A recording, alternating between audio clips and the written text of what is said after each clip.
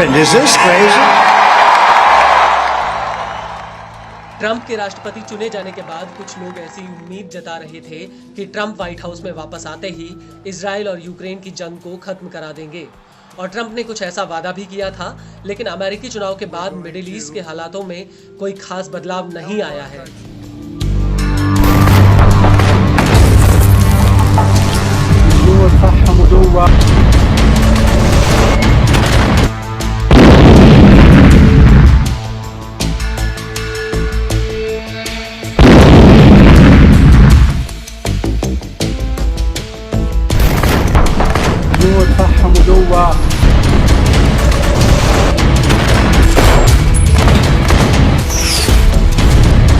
बल्कि इजराइल और हिजबुल्लाह की जंग और ज्यादा भीषण होती जा रही है, क्योंकि एक तरफ जहां आसमान से आईडीएफ हिजबुल्लाह पर बम और गोले बरसा रही है, वहीं दूसरी तरफ हिजबुल्लाह इन हमले के बावजूद इजराइल के भीतर बड़ी बड़ी मिसाइलें दाग रहा है।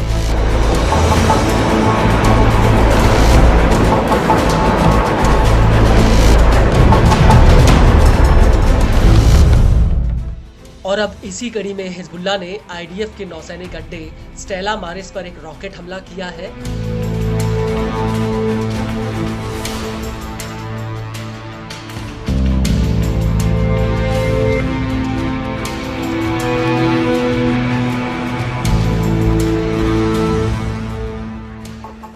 आपको बता दें कि स्टेला मारिस बेस हाइफा के उत्तर पश्चिम में स्थित है और इजरायली सेना इस बेस का इस्तेमाल नवल मॉनिटरिंग और कंट्रोल ऑपरेशन के लिए करती है।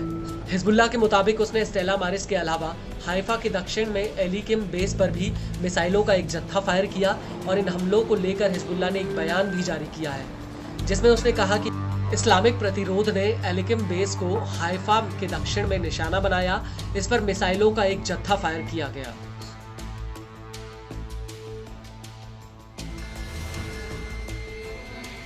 हिजबुल्लाह के मुताबिक उसने 7 नवंबर 2024 की शाम को मनारा सेटलमेंट पर भी रॉकेटों का एक जत्था फायर किया और इस हमले के बाद यारून कस्बे में इजरायली सेना घुसने की कोशिश कर रही थी, तो इसी दौरान हिजबुल्लाह के लड़ाकों की आईडीएफ से सीधी भिड़ंत हो गई।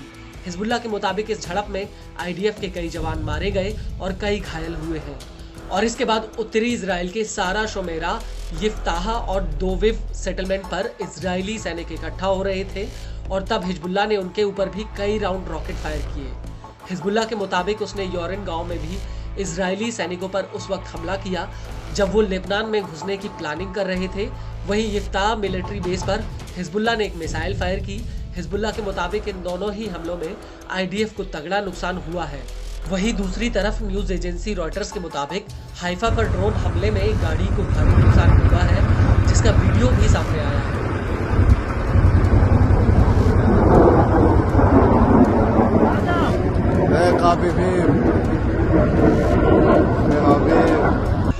אלוהים, אלוהים, איזה מזל. אלוהים, אלוהים.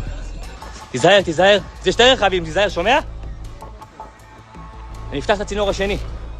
इस वीडियो में साफ दिख रहा है कि कैसे घर के बाहर सड़क किनारे खड़ी गाड़ी के शीशे चटके हुए हैं।